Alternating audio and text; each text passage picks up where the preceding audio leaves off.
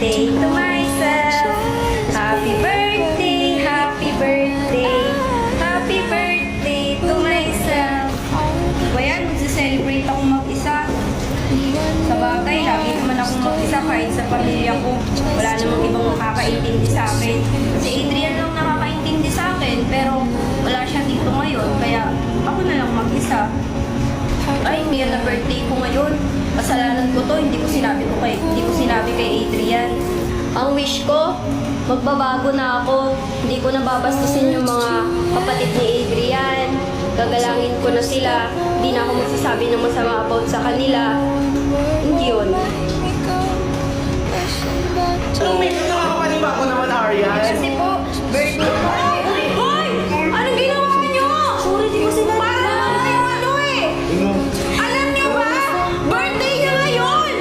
Grabe kayo! Hindi ko naman mabait sa inyo. Alam niyo ba birthday ko ngayon? Gusto ko lang naman mag-celebrate. Nung mag-isa ako kaya kasama kayo kahit alam ko hindi niyo ako tanggap. Gusto ko naman makabayan na yun, di ba yan? Gusto ko naman bago. Pero pinipilit niyo pa ako maging masama. Ano ba kasalanan ko ginawa sa inyo? Hindi ba kayo nagsasawa sa pananakit sa akin?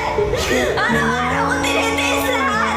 Hindi kasi, Arian, sinasaktan mo rin kasi kami sa mga masasakit mong salita.